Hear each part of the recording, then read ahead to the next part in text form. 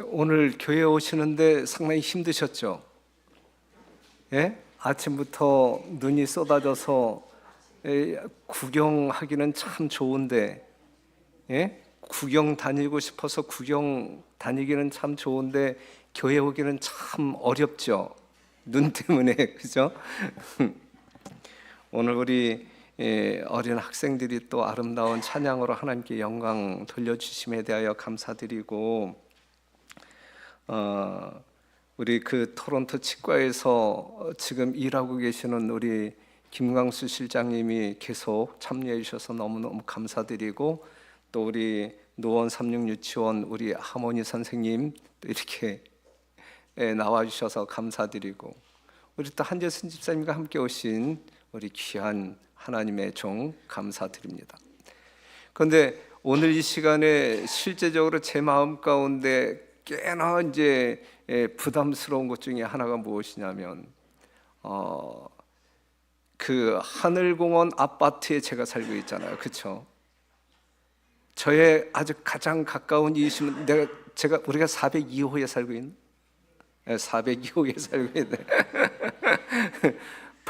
바로 위층 501호에 살고 계시는 우리 사장님에게 이제 한번 오시도록 초청을 했는데, 난 사장님만 오실 줄 알았는데 또 이 바늘 가는데 실이 안 가면 안 된다고 해서 사모님과 함께 오늘 이 자리에 오셨는데, 지금 우리 다른 때는 이 교회가 꽉 찼는데 사장님이 오시는 이날 이 빈자리가 많아서 제가 아주 몸둘 바를 모르겠어요. 이 공릉동교회 사이즈가 이게 아닌데, 정말 가까운 곳에서 우리 사장님 내외 오셔서 너무너무 감사합니다. 자, 오늘 이 시간에는 결국 세상의 종말은 오는가라고 하는 제목으로 함께 지금 생각을 하면서 공감했으면 좋겠습니다. 어제 저녁에 마치면서 살고 싶으면 내일 꼭 오셔라 그랬는데, 살고 싶으신 분들만 오신 거예요, 그치? 살고 싶으신 분들만 오셨습니다. 어제 우리는 다니엘서 2장을 공부했습니다. 다니엘서 2장을 공부하면서 그 각종 금속으로 만들어진 그 신상을 통해서 인류의 역사가 어떻게 진행되어져 왔고 마칠지에 대해서 우리가 공부했는데, 자, 이러한 신상을 보았어요, 그렇죠? 금으로 된 머리, 은으로 된 가슴과 팔, 또한 배와 넓적다리는 노스로 만들어졌고, 그 다음에 다리는 철로 만들어진 이 신상을 보았는데, 이 신상의 내용이 무엇이냐면, 금머리는 바벨론 나라를 말하고 있는 것이고, 이 바벨론 나라를 무너뜨리고 그 다음에 이 세상을 지배한 나라는 메디아라고 하는 나라와 페르시아라고 하는 연합국에 의하여 세워질 것이다 라고 하는, 그 다음에 이 페르시아를 무너뜨리고 이 세상을 지배할 나라는 그리스임을 공부했고, 그 다음에 이 그리스라고 하는 나라도 그냥 계속적으로 이 세상을 지배할 세력으로 남는 것이 아니라 무너질 것이다, 멸망할 것이다. 어느 나라에 의해서 멸망했냐면 철의 나라, 철로 표상되어진 로마 나라에 의하여 무너졌음을 확인했어요.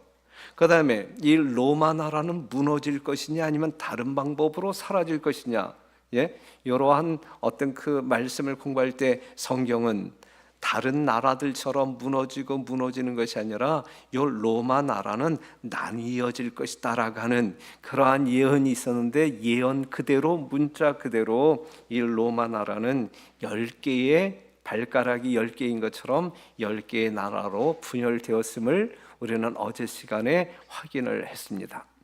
다시 말해서 한 사람, 즉 느부갓네살을 통하여 이 꿈을 보여주시고 그랬지만, 이 꿈의 메시지는, 하나님께서 주시는 기별은 바벨론 때로부터 시작해서 이 세상 종말의 때까지의 역사를 분명하게 보여주었고, 이 시대를 거듭하면서 2600년 전에 주어진 예언의 말씀이지만 이 역사 속에서 하나님이 말씀하신 말씀 그대로, 문자 그대로 성취되었음을 확인하면서 우리는 우리 하나님을 믿을 수 있는, 믿을 만한 증거를 갖게 된 것이고, 그렇기 때문에 이러한 증거를 통하여 우리는 감정적으로 하나님을 신뢰하고 따르는 것이 아니라 지극히 이지적인 이성적인 분별력에 의하여 하나님의 존재를 확신하고, 또한 우리 하나님이 이 세상 역사, 개인의 역사를 주관하고 계신다라는 사실을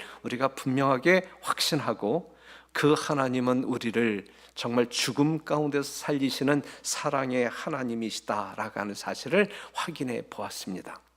그런데 요 역사 이후에 이제 펼쳐질 그러한 세상은 어떻게 될 것이냐, 요걸 남겨두고 우리가 어제 헤어졌어요. 오늘 그 말씀을 지금 공부하도록 하겠습니다. 다니엘서 2장 34절에 있는 말씀을 보면, 또 왕이 보신즉 사람의 손으로 하지 아니하고 뜨인 돌이 신상의 철과 진흙의 발을 쳐서 부서뜨림에 때에 철과 진흙과 놋과 은과 금이 다 부서져 여름 타작 마당의 겨같이 되어 바람에 불려간 곳이 없었고 우상을 친 돌은 태산을 이루어 온 세계에 가득하였나이다 그랬어요. 자, 성경에 나타난 다니엘서나 요한계시록, 예언으로 가득 찬 그 책들은 거의 표상적으로 상징적으로 뭔가 이 기별이 담겨져 있는데, 다니엘서 2장, 지금 여러분들이 보았던 이 이러한 신상을 통하여 우리 하나님께서는 하실 말씀을 다 하고 계신다, 이제 이것이죠. 예. 그런데 지금 이 다니엘이 보는 중에 뜨인 돌이 나타나서, 그쵸? 뜨인 돌이 사람의 손으로 하지 아니한 이 뜨인 돌이 나타나서 저 신상에 발을 탁 쳤을 때에 그 신상, 요 신상이 상징하는 것은 뭘 의미한다 그랬어요? 인류의 역사를 이야기하고 있는 거예요. 이 세상의 역사를 이야기하고 있는 것인데, 다시 말해서 뜨인 돌에 의하여 이 신상이 가루화 없어졌다는 이야기는 이 세상의 종말이 이 뜨인 돌에 의하여 이루어질 것이다 라고 하는 사실을 말해주고 있는 것이거든요. 이 세상은 끝이 온다예요. 영원히 지속되는 것이 아니라 끝이 있다. 그런데 그 끝은 무엇으로 말미암아 이루어지는 것이냐면 자원의 고갈로 인하여 이루어지는 것도 아니고 이 뜨인 돌에 의하여 이 세상이 없어질 것이다. 종말이 이르러 올 것이다 라고 하는 사실이다. 그러면 이 뜨인 돌이 도대체 무엇이냐 이거죠. 이 뜨인 돌이 무엇이냐? 이 뜨인 돌로 인하여 이 세상의 종말이 이르러 온다, 성경은 예언하고 있는데 이 뜨인 돌이 무엇일까? 우리가 성경적으로 풀어야 된다 그랬어요. 성경은 사사로이 풀어선 안 된다 그랬어요. 우리가 성경에서 뭐라고 말하고 있는지 살펴본다고 하게 되면 베드로전서 2장 4절 보게 되면, 사람에게는 버림바가 되었으나 하나님께는 택하심을 입은 보배로운 산돌이신, 보배로운 살아있는 돌이신 예수에게 나와 그랬어요. 그러니까 성경에서는 예수님을 무엇으로 상징하고 있냐면 돌로, 살아있는 돌로 표현하고 있다라고 하는 사실이죠. 그러니까 이 신상을 쳐서 없애는 이 뜨인 돌은 곧 누구다? 예수님이시다. 즉 예수님이 이 땅에 오심으로 말미암아 이 지구의 종말은 이르러 오는 것이다 라고 하는 사실을 말해주고 있어요. 그럼 오시는 예수님을 우리는 어떠한 예수라고 이야기하냐면 재림, 다시 오시는 예수님이라고 이야기합니다. 왜 다시 오시는 예수님이냐면 예수님은 한번 이 세상에 오셨었기 때문에 그래요. 오셨다가 인류를 구속하시기 위하여, 구원하기 위하여 십자가에 죽으시고 다시 부활하셔서 하늘로 승천해서 지금 하늘에 계시기 때문에, 하늘에 계신 그 예수님이 이 땅에 다시 오실 것이기 때문에 재림이라고 이야기하고 있는 것이거든요. 지금 부활하여 승천하여 하늘에 계신 그 예수님이 이 땅에 다시 오시는 사건을 통하여 이 지구의 종말은 이르러 올 것이고 하나님의 새로운 나라가 세워질 것이다 라고 이야기하고 있는 것입니다. 44절에 있는 말씀을 보면, 이 열왕의 때에 하늘의 하나님이 한 나라를 세우시리니 이것은 영원히 망하지도 아니할 것이요 그 국권이 다른 백성에게로 돌아가지도 아니할 것이요 도리어 이 모든 나라를 쳐서 멸하고 영원히 설 것이라 그랬거든요. 이 열왕의 때는 우리가 어제 공부한 내용에 근거하여 답한다고 하게 되면 이 로마 나라가 분열되어 오늘날 유럽 제국을 이루고 있는데, 이 유럽 제국이 완전히 통합하지 아니하고 아무리 EU가 유럽 연합 제국이 그냥 뭐 날고 긴다 할지라도 유럽 통합은 성경적으로 볼 때에 이루어지지 않는다. 분열되어진 이 유럽 제국이 그냥 분열국으로 있는, 스페인은 스페인, 독일은 독일대로 있는 바로 이때에 지금 우리가 살고 있는 이때에 하나님이 한 나라를 세우시는데 이 뜨인돌로 말미암아 그 나라가 세워질 것이고 그 나라는 영원히 망하지 아니할 것이다. 영원한 나라가 세워진다라고 하는 사실이에요. 그래서 다니엘서 2장에 나와 있는 이 신상의 예언은 예수 그리스도의 재림으로 말미암아 세상의 종말이 이르러 오고 하나님께서 영원한 나라를 창설하신다라고 하는 분명한 메시지가 담겨져 있는 기별이다라고 하는 사실을 우리가 어제 오늘 확인하게 된 것입니다. 세상 역사가 하나님의 말씀대로 이루어져 가고 있음을 믿으심으로 이제 오늘 공부하는 예수님의 재림 사건에 대해서도 여러분들이 조금 더 명확한 이해를 소유하게 되기를 바랍니다. 그럼 오늘 이 시간에는 예수님의 재림에 대해서 조금 살펴볼게요. 이 세상의 종말을 가져오고 하나님의 영원한 나라를 세울 예수님의 재림 사건을 우리가 조금 더 정리해 보도록 하겠습니다. 일단 요한복음 14장 1절에서 3절에 있는 말씀을 보면 너희는 마음에 근심하지 말라. 하나님을 믿으니 또 나를 믿으라. 내 아버지 집에 거할 곳이 많도다. 그렇지 않으면 너희에게 일렀으리라. 내가 너희를 위하여 처소를 예비하러 가노니 가서 너희를 위하여 처소를 예비하면 내가 다시 와서, 예수님이 하신 말씀이에요. 하늘로 올라가셨던 그 예수님이 다시 와서, 이걸 재림이라고 이야기해요. 다시 오신다. 재림. 다시 와서 너희를 내게로 영접하여 나 있는 곳에 너희도 있게 하리라 그랬어요. 하늘로 승천하시는 예수님께서 친히 하신 약속, 내가 다시 와서 너희를 내게로 영접하여 나 있는 곳에 너희도 있게 하리라, 바로 천국을 말하고 있는 것입니다. 다시 말해서 이 세상이 무너지고 천국이 세워질 것인데 그 천국은 예수 그리스도와 구원받은 영혼들이 함께 누릴 영원한 세계를 말하고 있어요. 무엇으로 말미암아 이 나라가 세워질 것이다? 예수님의 재림으로 말미암아 이루어질 것이다 라고 하는 사실을 말하고 있습니다. 그러면 예수님께서 이 땅에 오시는 목적이 무엇일까? 다시 오시는 목적이 무엇일까? 히브리서 9장 28절에 있는 말씀을 보면 이와 같이 그리스도 많은 사람의 죄를 담당하시려고 단번에 들이신 바 되셨고 구원에 이르게 하기 위하여 죄와 상관없이 자기를 바라는 자들에게 두 번째 나타나시리라 그랬어요. 예수님이 재림하시는 목적은 히브리서 9장 28절에 분명하게 이야기하고 있는데, 예수님을 믿는 사람들을 구원하기 위하여 오는 거예요? 아니면은 죄인들을 구원하기 위하여 오는 거예요? 다시 말해서 죄인들을 구원하기 위하여 이 땅에 오시는 거예요? 아니면 죄 없는 의인들을 구원하기 위하여 이 땅에 오시는 거예요? 죄인들이에요? 의인들이에요? 예수님이 재림하시는 목적은 죄인을 구원하기 위하여 오셔요? 아니면 의인들을 구원하기 위하여 오셔요?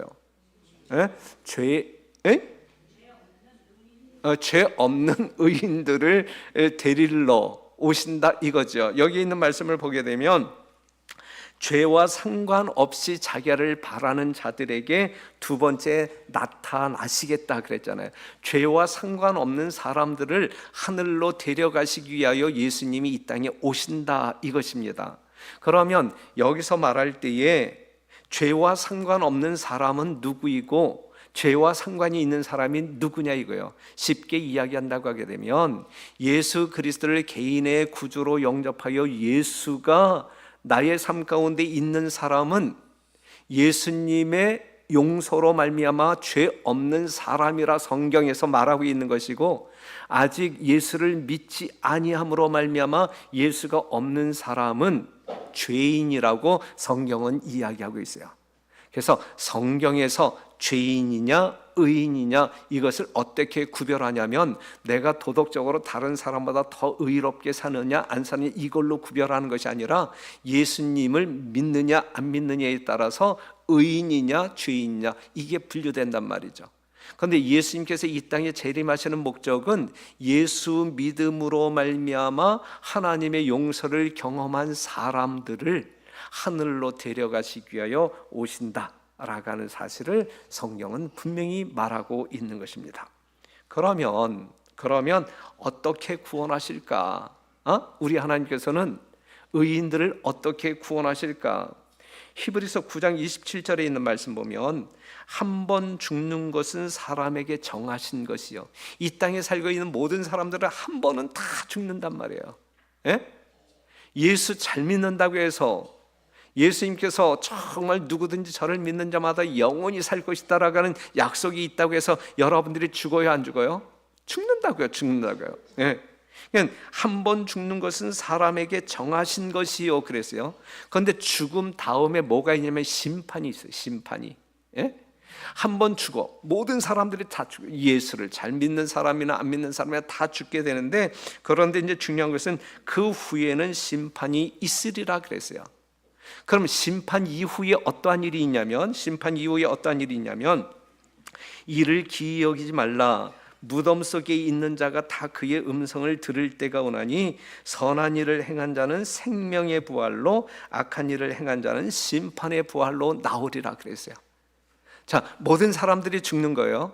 그 후에 심판이 있어요. 심판의 결과로 말미암아 의인은 생명의 부활로, 그 다음에 예수가 없는 악인들은 심판의 부활로 일어날 것이다 라고 이야기하고 있는 거예요.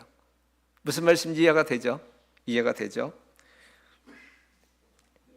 그래서 사람이 죽으면 죽음과 동시에 육체를 떠난 영혼이라고 하는 존재가 하늘에 간다거나 지옥에 간다라고 하는 이야기는 성경에 한마디도 없는 새빨간 거짓말이에요.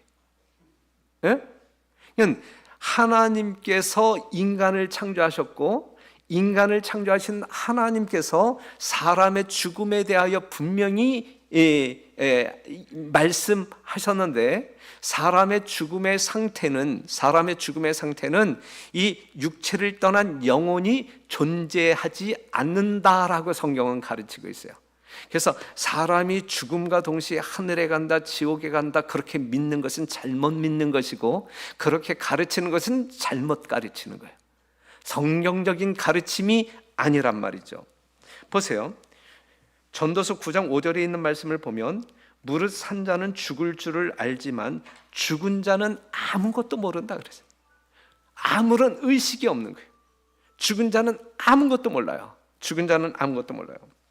그래서 육체를 떠나 의식이 있는 영혼이 있느냐 없느냐라고 이야기할 때, 하나님을 믿는 사람들은 성경을 통하여 없다라고 말하는 것이 정답이에요.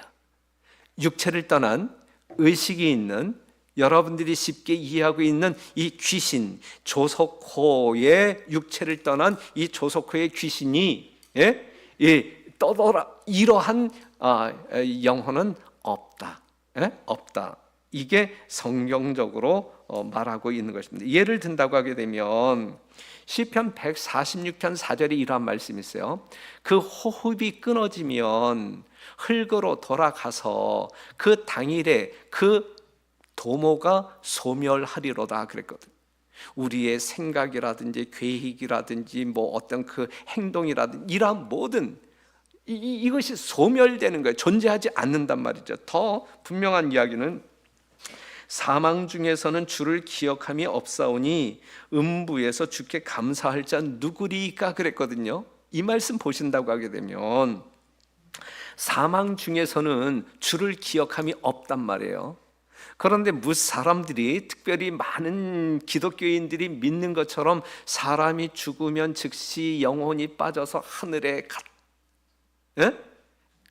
갔다고 우리가 가정한다고 하게 되면, 천국에 갔을 때 내가 예수를 잘 믿고 죽어서 죽음과 동시에 하늘에 갔다고 하게 되면 누구 앞에 서게 돼요? 하나님 앞에 서게 되잖아요. 그런데 내가 구원받아 이 천국에 온 것이 누구의 은혜예요? 하나님의 은혜잖아. 그럼 그 하나님께 가장 먼저 내가 뭐라고 인사할까요? 나같이 부족한 사람임에도 불구하고 하나님이 이처럼 저에게 은혜를 베푸시고 사랑하심으로 말미암아 나를 구원하시 이 천국에 오게 하여 주셨음을 인하여 내가 무슨 말로 감사하겠습니까? 예? 이렇게 인사를 하겠어요, 안 하겠어요? 한단 말이죠. 그런데 사망 중에서는 주를 뭐함도 없어요? 기억함도 없고, 그 다음에 감사할 자 없단 이야기예요. 이 이야기는 사람이 죽으면 무의식 상태로 무덤 속에 그대로 있는 것이지 육체를 떠난 영혼이 존재하지 않는 것이다. 이렇게 믿고 가르치는 것은 잘못된 것이다 라고 하는 사실을 여러분들이 성경적으로 그냥 확인하시고 받아들이시면 돼요. 예? 받아들이시면 그게 맞는 거예요. 그러면 이 무덤 속에 있는 사람들, 예수를 잘 믿고 죽은, 정말 하나님께서 영원한 생명을 약속하심으로 말미암아 그 약속을 믿고 잘 믿다가 죽은 사람들을 그럼 어떻게 구원하신단 말이냐 이거죠. 어떻게 구원하신단 말이냐 이거죠. 데살로니가 전서 4장 16절에 있는 말씀을 보게 되면, 주께서 호령과 천사장의 소리와 하나님의 나팔로 친히 하늘로 쫓아 강림하시리니, 예수님 재림하신단 말이에요. 재림하실 때에 어떠한 일이 일어나냐면 그리스도 안에서 죽은 자들이 먼저 일어나고, 그리스도 안에서 예수를 믿고 죽은 사람들이 뭐 한다는 이야기예요? 부활한다는 이야기예요. 예수님이 죽었다가 3일 만에 부활하셨듯이 예수 잘 믿고 죽은 의인들이 예수님 재림하실 때 부활한다 이거예요. 의인들이 먼저 부활한다 이거예요. 악인들은 부활하지 않아요. 이때 예수 믿지 아니하고 죽은 사람들은 이때 부활하지 아니하고, 예수 믿고 죽은 의인들은 이때 부활하는 거예요. 고린도전서 15장 51절 보게 되면, 보라 내가 너희에게 비밀을 말하노니, 여러분들이 믿지 못할 것이기 때문에 비밀이라고 하는 말로 표현하고 있는데, 비밀을 말하노니 우리가 다 잠잘 것이 아니요 마지막 나팔에 순식간에 호련히 다 변화하리니, 나팔 소리가 나매, 주께서 재림하실 때 이 나팔 소리와 함께 오신단 말이에요. 나팔 소리가 나매 죽은 자들이 썩지 아니할 것으로 다시 살고 우리도 변화하리라 그랬거든요. 예수님 재림하실 때에 죽은 자들이 썩지 아니할 것으로 다시 살고, 이게 부활이란 말이죠. 지금 여러분들이 이 어떤 그 살과 뼈가 있는 이 지금 우리들의 모습이 그대로 이제 부활하는 것이거든요.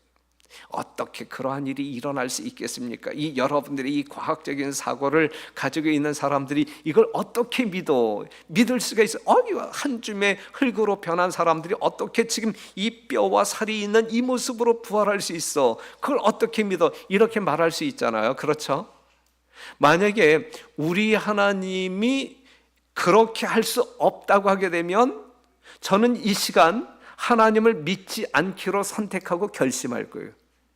우리 하나님은 무에서 말씀으로 유를 창조하신 분이거든요. 그렇죠? 이 세상 모든 만물뿐만 아니라 하나님의 형상을 닮은 여러분들을 창조하신 분이란 말이죠. 흙으로 사람을 만드신 하나님이 흙으로 변한 죽은 사람들을 다시 살리는 것이 어려운 일이겠어요? 쉬운 일이겠어요? 이건 하나님 편에선 아무런 문제가 안 된단 말이죠. 만약에 우리 하나님이 그러한 능력이 없다고 하면 우리가 하나님을 굳이 믿어야 할 이유가 뭐가 있어요? 아무 소용이 없는 거예요. 그렇죠? 예, 그렇기 때문에 이 말씀을, 이 성경에 쓰여진 이 하나님의 약속, 이 말씀을 여러분들이 그냥 믿어도 여러분들에게 손해될 거 아무것도 없고, 현실 속에서 물리적으로 실제적으로 이러한 일들이 일어날 것이다, 분명히 일어날 것이다 라는 사실을 여러분들이 믿게 되기를 바랍니다. 데살로니가서 4장 17절 보게 되면, 그러면 예수를 믿고 죽은 사람들은 부활하는데, 그럼 예수님 재림 당시에 살아있는 의인들, 예수를 믿는 사람들은 어떻게 될 것이냐? 그 후에 우리 살아남은 자도 저희와 함께 구름 속으로 끌어올려, 즉 부활한 의인들과 함께 구름 속으로 끌어올려 공중에서 주를 영접하게 하시리니 그리하여 우리가 항상 주와 함께 있으리라. 이게 이제 영원한 세계예요. 항상 주와 함께 있으리라. 요게 이제 예수님 재림하실 때에 의인들을 구원하는 방법. 다시 말해서 예수님 재림하실 때에 죽은 의인들은 부활시켜서 살아있는 의인들은 부활한 의인들과 함께 하늘로 끌어올림을 받아서 주와 함께 영원히 있게 되는 그 세상이 천국이다. 성경에서 말하고 있는 실제적인 천국이다, 가시적인 천국이다, 이렇게 이해를 하실 수 있는 것입니다. 그러면 악인들은 어떻게 될 것이냐요? 악인들의 운명은 어떻게 될 것이냐? 요한계시록 20장 4절에서 5절에 있는 말씀 중에서 5절에 있는 말씀, 이 가로 속에 있는 말씀을 보면 그 나머지 죽은 자들은 그 나머지 죽은 자들은 어떠한 사람들이냐면, 예수님 재림 때에 이 무덤 속에 있는 예수 믿지 아니하고 무덤 속에 있는 사람들은 여전히 부활하지 못하고 그냥 무덤 속에 갇혀 있을 것이고, 예수님 재림 당시 예수 믿지 아니하고 살아있는 사람들은 하나님의 영광의 빛을 감당하지 못하므로 다 죽게 되는 거예요. 다 죽게 돼요. 그 죽음 상태로 몇 년을 보내게 되냐면, 여기 있는 말씀을 보게 되면 그 1000년이 차기까지 살지 못하더라. 1000년이 차기까지 살지 못하더라. 그런데 1000년 뒤에 어떠한 일이 일어나냐면, 계시록 20장 7절에 있는 말씀 보면 1000년이 참에 사단이 그 옥에서 놓여 땅의 사방 백성 곧 곡과 마곡을 미혹하고 모아 싸움을 붙이리니 그 수가 바다 모래 같으리라. 저희가 지면에 널리 퍼져 성도들의 진과 사랑하시는 성을 두루매 하늘에서 불이 내려와 저희를 소멸하고 또 저희를 미혹하는 마귀가 불과 유황못에 던지우니 거기는 그 짐승과 거짓 선지자도 있어 세세토록 밤낮 괴로움을 받으리라. 요 말씀이 있거든요. 이 말씀이 어떠한 말씀이냐면, 이제 구원받은 의인들이 하늘에서, 지금 하나님의 보좌가 있는 실제적인 하늘에서 1000년을 왕처럼 살게 될 것이다. 그렇죠? 이 1000년 살고 1000년 동안 이 하늘에서 사는 동안에 이 악인들은, 구원받지 못한 사람들은 이 땅에서 죽음 상태로 있게 되는 것이라고요. 그런데 1000년 뒤에 하나님과 구원받은 무리들이 다시 이 땅으로 내려오는 사건이 있어요. 다시 구원받은 무리들을 이끌고 우리 하나님이 이 땅으로 내려오신단 말이죠. 이때에 악인들이 부활하는 거예요. 그래서 사단이 땅의 사방 백성을 미혹한단 말이죠. 사단이 미혹할 수 있는 사람들이 있다는 이야기는 악인들이 부활했다는 이야기거든요. 하나님이 다시 이 땅에 오실 때에 악인들이 부활해요. 그리고 이 악인들이 이 사단의 유혹에 또 걸려들어서 이제 이 하나님과 구원받은 무리들을 향하여 이제 공격한다고요. 그것을 이제 빼앗기, 이때에 하늘에서 불이 내려와, 유황불이 내려와 사단, 그 다음에 구원받지 못한 1000년 뒤에 부활한 모든 악인들이 완전히 소멸돼요. 모든 죄와 더불어 죄의 흔적도 없이, 죄인들의 흔적도 없이, 사단의 흔적도 없이 완전히 소멸돼요. 그 상태가 어떠한 상태이냐면, 불로 이 지구가 완전히 소멸되어진 상태. 맨 처음에 하나님이 이 지구를 창조할 때에 혼돈과 공허 속에 있었다 그랬잖아요. 혼돈과 공허 속에 있는 이 지구를 하나님이 말씀으로 이렇게 아름답게 창조하셨잖아요. 그렇죠? 그러니까는 아무것도 없는 이 지구가 그러한 세상으로 이제 되어 버린단 말이죠. 그래서 아무것도 없는 이 혼돈과 공허 속에 있는 이 세상을 우리 하나님이 어떻게 하시냐면 요한계시록 21장 보게 되면 다시 창조하는 거예요. 이 지구를 불로 소멸되어진, 그래서 죄의 흔적이 전혀 없는 이 지구를 다시 창조하십니다. 맨 처음에 이 지구를 창조하셨던 것처럼 다시 창조하는데 이전 창조보다 훨씬 아름답게 창조하신다 그랬어요. 그래서 요한계시록 21장 1절에서 4절에 있는 말씀을 보면 또 내가 새 하늘과 새 땅을 보니 처음 하늘과 처음 땅이 없어졌고 바다도 다시 있지 않더라. 또 내가 보매 거룩한 성 새 예루살렘이 하나님께로부터 하늘에서 내려오니 그 예비한 것이 신부가 남편을 위하여 단장한 것 같더라. 내가 들으니 보좌에서 큰 음성이 나서 가로되 보라 하나님의 장막이 사람들과 함께 있음에 하나님이 저희와 함께 거하시리니 저희는 하나님의 백성이 되고 하나님은 저희 친히 저희와 함께 계셔서 4절 모든 눈물을 그 눈에서 씻기심에 다시 사망이 없고 애통하는 것이나 곡하는 것이나 아픈 것이 다시 있지 아니하리니 처음 것들이 다 지나갔음이로라 그랬어요. 이게 실제적인 천국이에요. 그러니까 의인들이 경험할 수 있는 실제적인 천국은 예수님 재림 때에 하늘로 올라가서 지금 하나님의 보좌가 있는 실제적인 그 하늘에서 1000년 동안 천국적 삶을 누리게 될 것이고 1000년 뒤에 이 땅으로 내려와서 완전히 소멸되어진 이 지구성을 우리 하나님이 재창조한 그 아름다운 도성에서 영원히 살게 되는 이것이 진짜 물리적이고 가시적이고 실제적인 천국이다 이거예요. 거기에는 사망이 없는 거예요. 아픔이 없고 애통이 없는 하나님과 영원한 행복을 누릴 수 있는 그러한 실제적인 것이 실제적인 이 천국을 이야기하고 있는 것이거든요. 실제적인 지옥은 아까 이야기한 것처럼 1000년 뒤에 예수님 이 땅에 오실 때에 악인들이 부활함으로 말미암아 이 불로 말미암아 소멸되어지는 영원히 소멸되어지는 그것이 성경에서 말하고 있는 실제적인 지옥이지 육체를 떠난 영혼이 영원히 꺼지지 않냐는 불 가운데에서 그냥 이 영원한 고통 속에 있는 그러한 지옥은 존재하지 않아요. 성경에서 그러한 지옥을 말하지 않고 있어요. 우리 하나님이 그 정도로 잔인한 하나님이 아니란 말이죠. 우리 하나님은 사랑의 하나님이지 지글지글 찢어지는 그 영혼들을 보면서 에이고 내 생명이 있을 때 잘 좀 하지 웬 고생이냐 이러면서 고소해하거나 즐기지 않는단 말이에요. 그러한 하나님은 있지 않아요. 우리 하나님은 자기의 목숨을 우리들을 위하여 주실 만큼 우리를 사랑하시는 분이지 우리를 대신해서 죽으심으로 말미암아 우리를 구원하시는 사랑의 하나님이시지 그러한 잔인한 지옥을 만들어서 사람들을 쳐넣는 그러한 잔인한 하나님이 아니란 말이죠. 그러한 지옥은 존재하지 않아요. 그러한 하나님도 존재하지 않아요.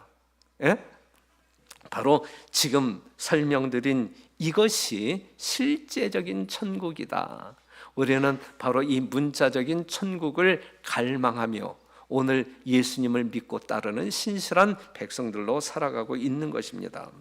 그러면 예수님이 언제 오실까? 예수님이 오심으로 말미암아 이 영원한 천국이 세워질 것인데 언제 오실까? 마태복음 24장 36절 보게 되면 그러나 그날과 그때는 아무도 모르나니 그랬어요. 아무도 모르는 거예요. 저에게 한번 물어봐요. 목사님, 목사 노릇을 그렇게 오랫동안 했는데 예수님이 언제 오는지도 몰라요? 그러면서 목사예요? 이렇게 여러분들이 아무리 그렇게 이야기한다 할지라도 저는 모른다라고 대답할 수밖에 없어요. 왜냐하면 그날과 그때는 아무도 모른다라고 이야기하고 있기 때문에 그래요. 그런데요, 재림의 날과 시는 모르지만 예수님이 오실 즈음, 즉 이 세상의 마지막 때, 종말의 때는 언제부터 시작되는지를 성경에서 분명히 이야기해 주고 있는데, 다니엘서 12장을 공부하게 되면, 다니엘서 12장에 나와 있는 이 시간적인 예언을 공부하게 되면 1798년 이후를 이 세상의 마지막 때라고 언급하고 있어요. 이 지구의 마지막 때는 1798년부터 시작되는 거예요.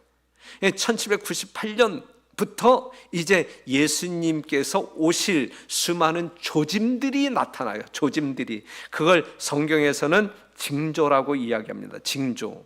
예수님이 오실 때가 이르렀을 때에 그때를 알려주기 위하여 정확한 시간은 말해주지 않고 있지만 그 징조들을 보여줌으로 말미암아 예수님이 문 앞에 이르렀음을 알지어다라고 이야기하게. 예? 힌트는 주신단 말이죠. 힌트. 그걸 징조라고 이야기해요. 징조. 마태복음 24장 3절에 있는 말씀을 보면 예수께서 감람산 위에 앉으셨을 때에 제자들이 조용히 와서 가로되 우리에게 이르소서 어느 때에 이런 일이 있겠사오며 또 주의 임하심과, 예수님 재림이에요. 예수님의 재림하심과 세상 끝에는 무슨 징조가 있사오리까 그랬어요. 요 말씀만 본다 할지라도 예수님의 재림 사건과 이 세상 끝의 사건은 동일한 사건이에요. 이 세상에 종말이 분명히 오기는 오는데 자원 고갈로 오는 것도 아니고 자연재해로 오는 것도 아니고 뭐 어떤 그 질병으로 오는 것도 아니고 무엇으로 말미암아 이 세상에 종말이 이르러 온다고요? 예? 예수님의 재림으로 말미암아 이 세상의 끝이 오는 것이다. 성경을 보게 되면 예수님의 재림 사건과 세상 끝의 사건을 동일한 사건으로 묘사하고 있는 것입니다. 그래서 제자들이 예수님 오실 때가 되면 어떠한 징조가 일어나는데 우리가 좀 알아야 되지 않겠어요? 이렇게 이야기했을 때에 예수님께서 이제 여러 가지 징조들을 말해 주셨어요. 그 징조들을 제가 여러분들에게 이제 소개하려고 합니다. 자, 1월 성신에 나타나는 징조들이 있는데, 자, 누가복음 21장 25절 보게 되면 1월 성신에는 징조가 있겠고 그랬어요. 예? 그 다음에 마태복음 24장 29절 보게 되면 그날 환난 후에 즉시 해가 어두워지며 1월 성신, 예? 해와 달과 별에게 징조가 있을 것이라고 이야기하면서 24장 29절에서는 좀 더 구체적으로 말씀하고 있는데, 해가 어두워질 것이고 달이 빛을 내지 아니하며 별들이 하늘에서 떨어지며 하늘의 권능들이 흔들리리라 그랬어요. 예수님께서 오시기 전에 이러한 징조들이 일어날 것이다, 이 세상 가운데서 일어날 것이다 라고 이야기하고 있는 거예요. 이러한 징조가 일어날 것인가? 아니면 이미 이러한 징조들은 일어났음으로 말미암아 지나간 사건인가? 이제 이것이거든요. 일어날 사건이 아니면 일어난 사건이에요. 일어난 사건이에요. 일어날 사건이에요. 예? 예. 자, 해가 어두워지고 그랬는데 이 사건은 언제 이루어졌냐면 1780년 5월 19일 미국 뉴 잉글랜드 지방에서 일어난 사건입니다. 오전 10시부터 어두워진 해가 그냥 그대로 밤이 되어 다음날 아침까지 어두움이 지속되었어요. 해가 어두워질 것이다라고 하는 예언이 성취되고 있는 사건입니다. 그래서 미국에서 사용하고 있는 웹스터, 아주 그 상당히 이제 공신력이 있는 그 사전에는 이 다크데이라고 하는 그러한 어떤 그 항목에 어떻게 설명되었냐면 설명할 수 없는 암흑이, 설명할 수 없는 암흑이 뉴 잉글랜드 지방 전체를 덮었다, 이렇게 사전에 기록되었고, 역사가들은 어떻게 기록하고 있냐면 어떤 곳에서는 여러 시간 밖에서 신문을 읽을 수가 없었다. 새들은 저녁 노래를 부르며 사라져가고 닭들은 회에 오르고 가축들은 외양간을 찾았다. 그리고 집들에는 촛불이 켜졌다. 대낮인데 말이죠. 해가 어두워짐으로 말미암아 한밤중으로 착각한 동물들, 이러한 역사 기록이 남겨져 있어요. 그럼 이러한 사건을 과학자들은 연구함으로 말미암아 어떠한 대답을 내놓았냐면 그것은 일식 현상이 결코 아니었으며 아직도 그 이유를 밝혀낼 수 없다 그랬어요. 이미 1780년 5월 19일 날 해가 어두워질 것이다 라고 하는 이 예수님의 재림의 징조가 성취되었어요. 이미 이루어진 사건입니다. 그 다음에 달이 빛을 내지 아니하고 그랬는데 이것은 같은 날 밤에 일어난 사건입니다. 예? 이날 밤은 원래 달력상으로 보름달이 뜨는 날이에요. 보름달, 밝은 보름달이 뜨는 날인데 이 역사가들의 기록을 보게 되면 달이 전혀 빛이 없이 칠흑같이 어두운 밤이 계속되다가 자정이 지나면서 완전히 핏빛으로 물든 달이 나타났다 그랬어요. 마태복음 24장에서는 달이 어두워질 것이며 그랬지만 똑같은 이 예언이 이제 요한계시록 6장에서도 이제 언급되고 있는데 6장에서는 핏빛으로 변할 것이다라고 있어요. 그러니까는 빛을 내지 않다가 자정 넘어서 핏빛으로 완전히 물든 그러한 달을 보게 되었단 말이죠. 과학자들은 그것은 월식 현상이 결코 아니었으며 아직도 그 이유를 모른다라고 말할 뿐입니다. 그 다음에 어떠한 예언이 있어요? 별들이 떨어지며 그랬어요. 여기에 미국 대백과사전 유성편을 보게 되면 어떠한 기록이 있냐면 이 사전에 기록된 내용이에요. 1833년 11월 13일 아침에 이슨 유성을 볼 수 있었던 사람은 세계가 생긴 이래 또는 적어도 역사가 있는 이래 가장 놀라운 유성을 본 것이다.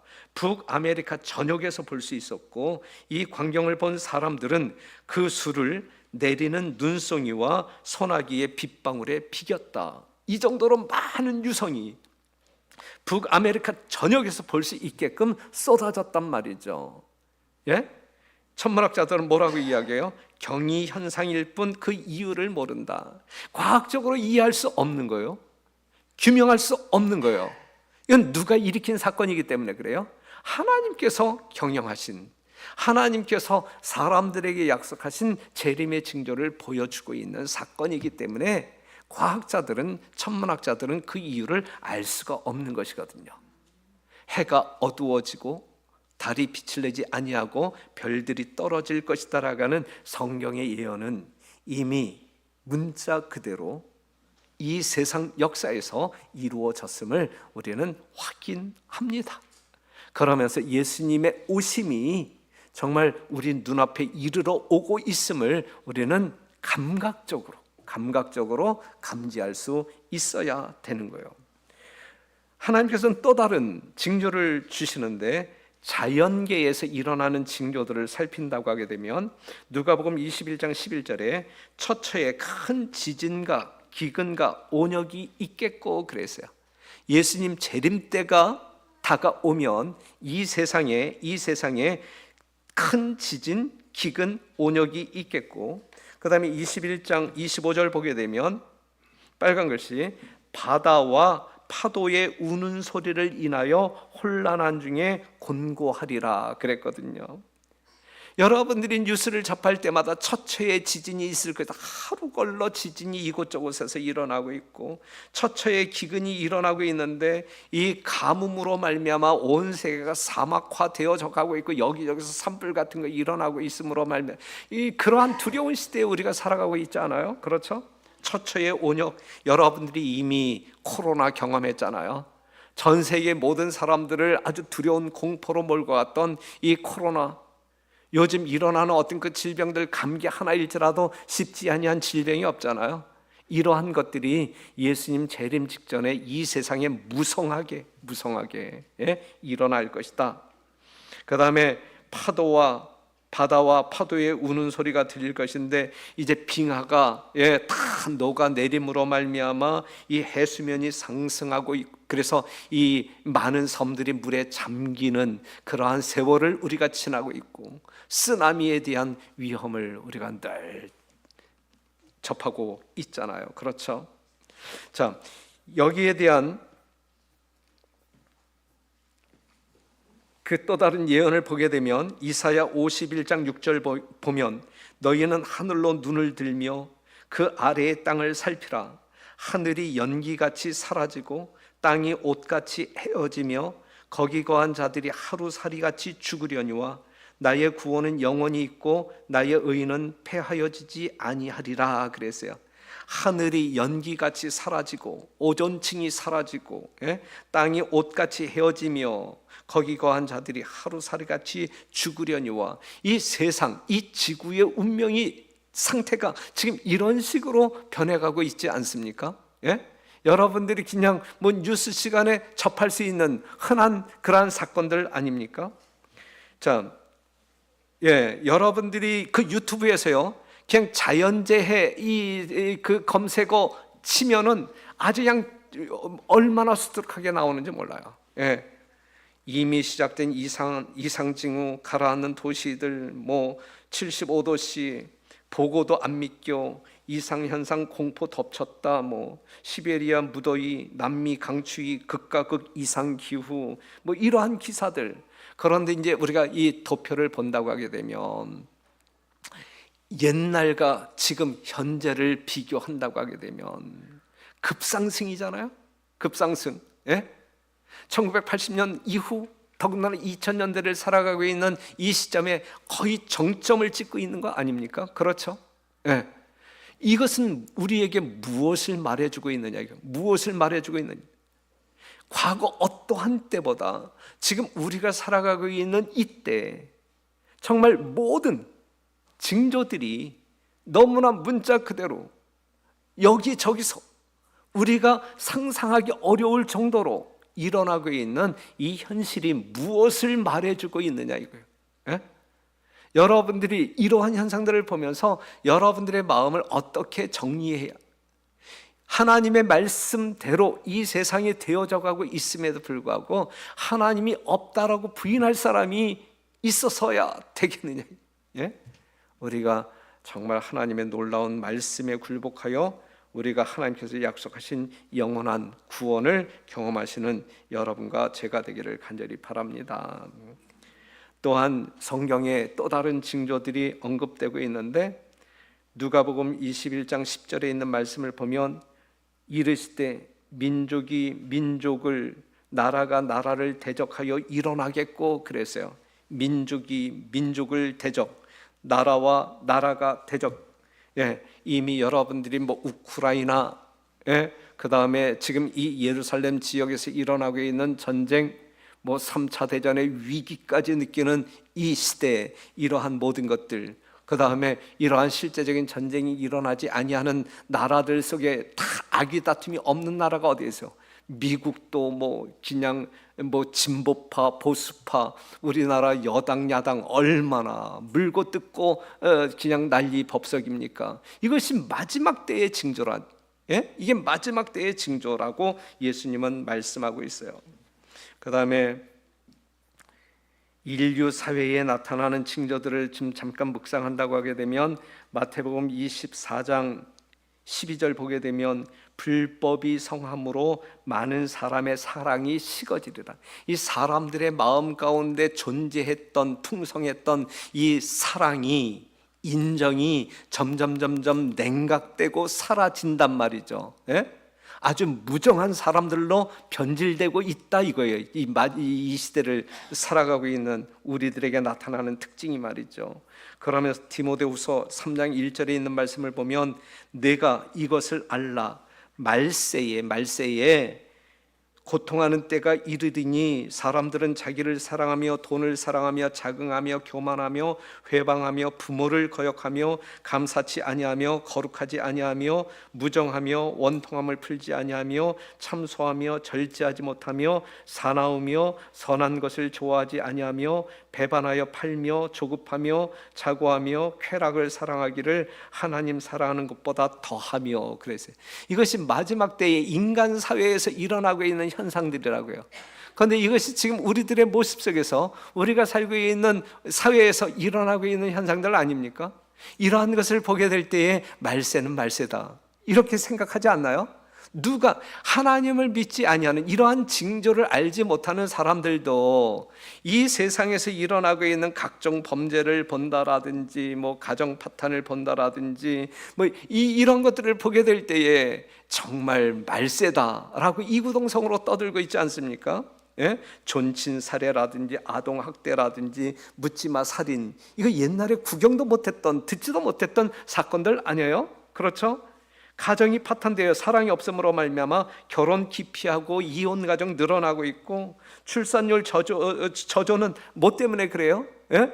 그들이 사람을 더 사랑해야 하면 돈을 더 사랑하기 때문에 일어나는 현상들이에요. 예? 불법이 성함으로 사랑이 식어지기 때문에 비혼주의자들이 생기고 딩크족이 생기고 말이죠. 그렇죠? 예? 결혼은 하되 자식은 낳지 말자. 예? 둘이 맞벌이 하되 자식은 낳지 말자. 우리끼리 신나게 살자. 이것이 오늘날 인류 사회, 우리 사회 속에서 일어나고 있는 현상 중에 하나란 말이죠.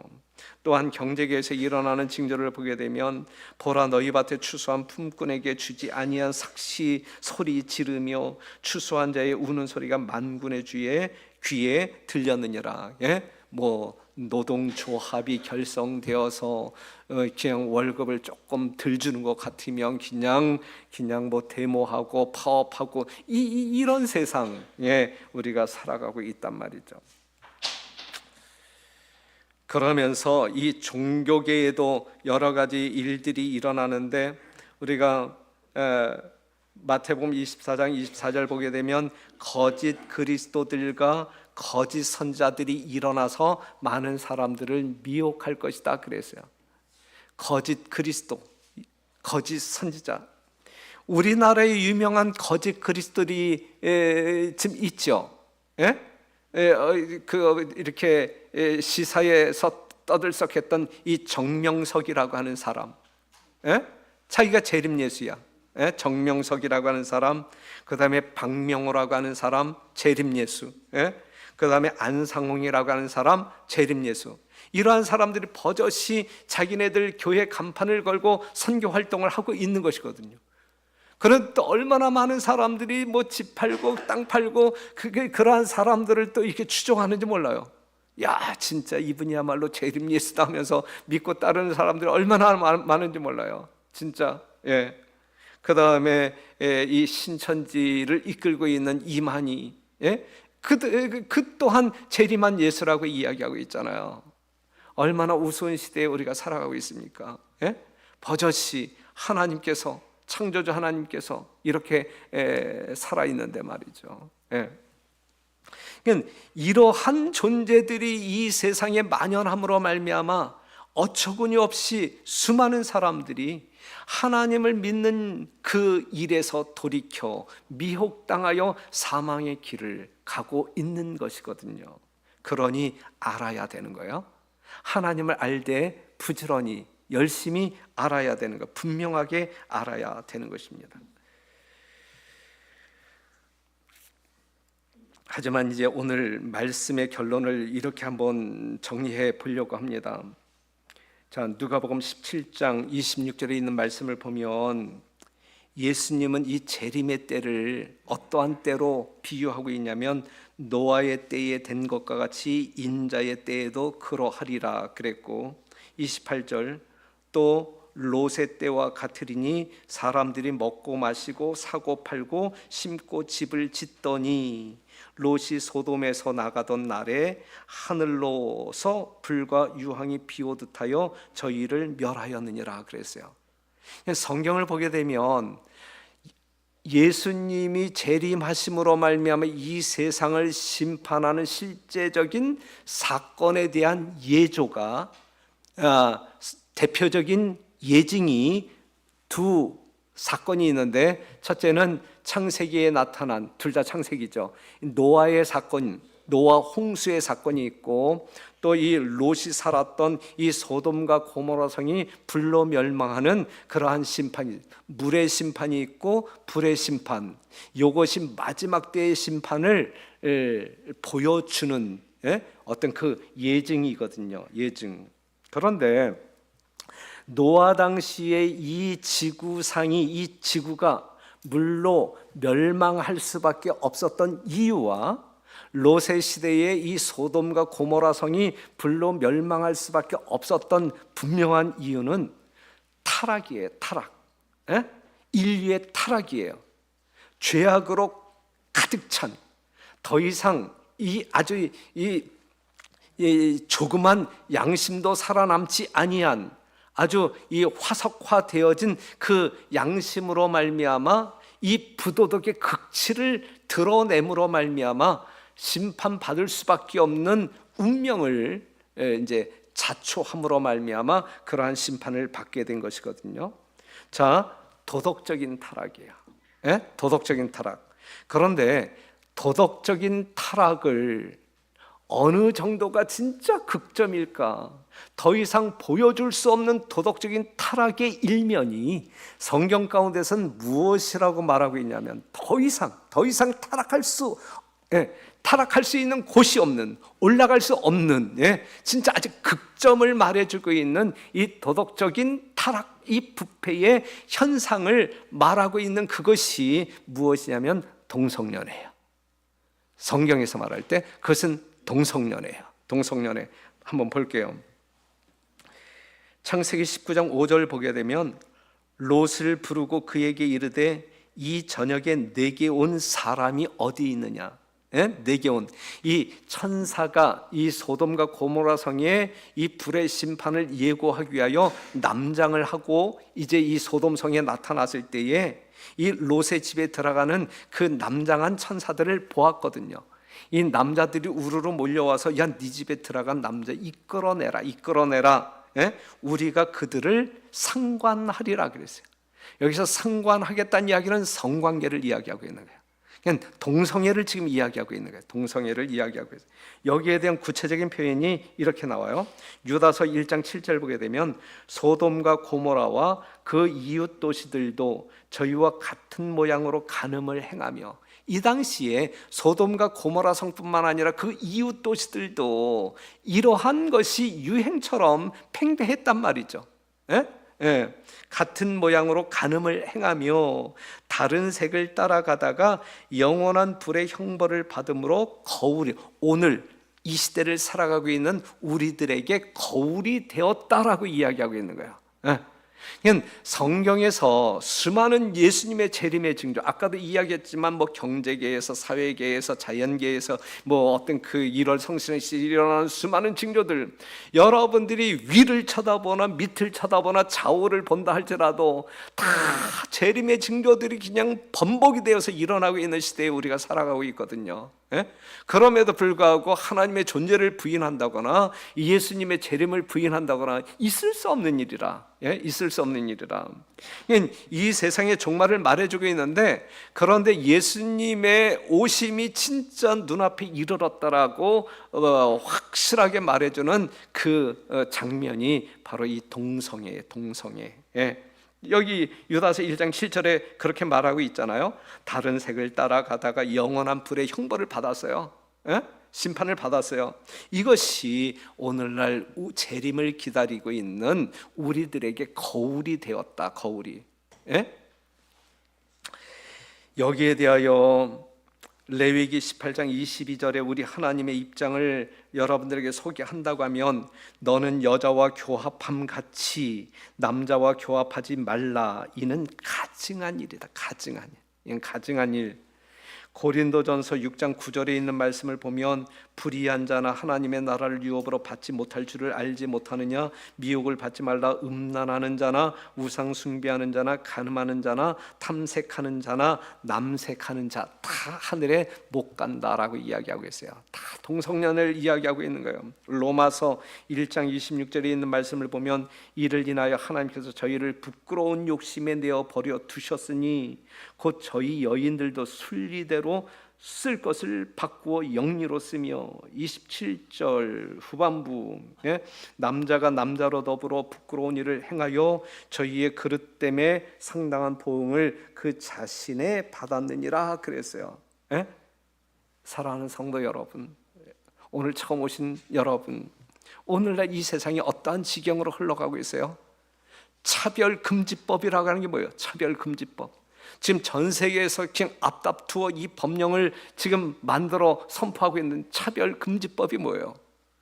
이런 사람들 동성애 결혼 허락해달라, 동성애자들이 이 자녀 입양하는 거 차별하지 말고 허락해달라, 이게 이제 차별금지법이거든요. 그렇죠? 예.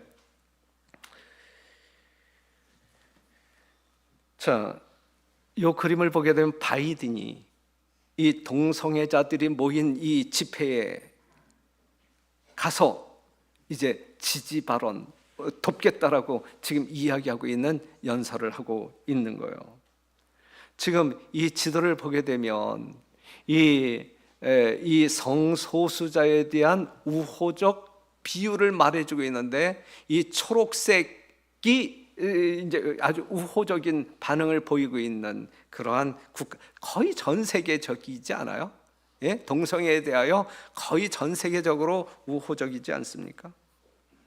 자, 그 얼마 전에 우리나라에서 일어난 사건이잖아요. 변희수 하사가 트랜스젠더 이 성전환 수술하고 난 군대 생활 계속 할래. 그런데 뭐 안 함으로 이제 알잖아요. 그런데 그래서 결국은 자살했잖아요. 그렇죠?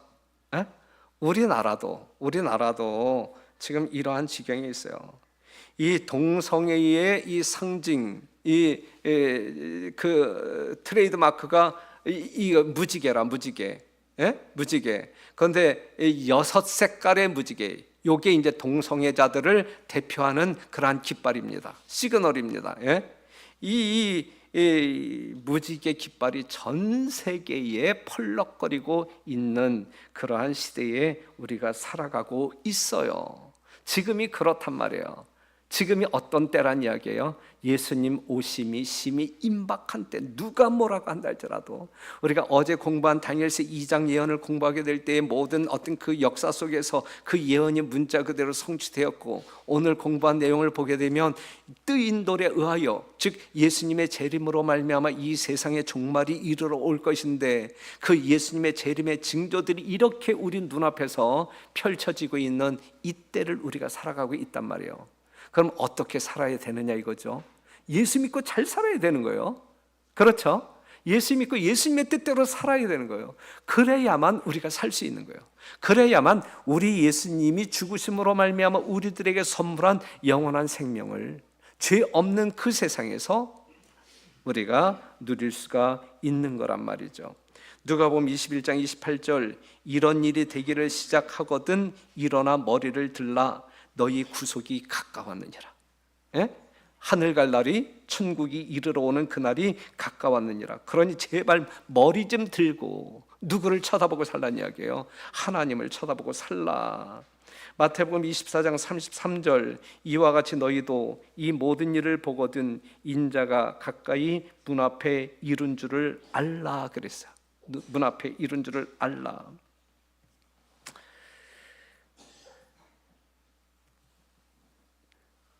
누가복음 20장 18절, 무릇 이 돌 위에 떨어지는 자는, 이 돌은 어떤 누구를 이야기한다 그랬어요?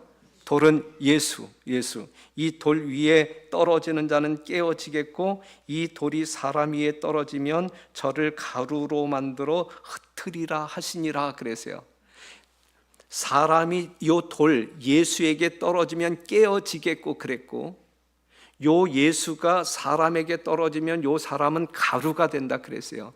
요 이야기가 무슨 이야기냐면, 죄인된 우리가 예수를 만나게 되면 죄된 자아가 깨어진다는 이야기고, 그래서 우리가 예수를 영접함으로 말미암아 영생할 수 있는데, 예수 믿고 구원받읍시다 이러한 어떤 그 초청을 받았음에도 불구하고 차일피일 미루어 예수님 재림하실 때까지 예수님을 믿지 않게 되었을 때에 이 예수가 떨어져 영원한 멸망에 처하고 말 것이다 라고 하는 말씀이 이 말씀이에요. 그러니 오늘이라고 하는 이 시간, 분명히 살아계시고 우리를 사랑하심으로 말미암아 구원하기를 그토록 간절히 바라시는 예수님을 개인의 구주로 영접하여 주님 오심을 기다리며 준비하는, 그리하여 주님 이 땅에 오실 때에 정말 기쁜 마음으로 영광스럽게 그 오심을 맞이하는 여러분과 제가 되기를 간절히 바랍니다. 예? 특별히 오늘 처음 오신 여러분들 심령 가운데 조금이라도 생각해 볼 여지가 있다라고 생각되어지면 계속적으로 탐구함으로 말미암아 정말 영원한 세계에서 우리 주님과 더불어 복락을 누리게 되기를 간절히 바라면서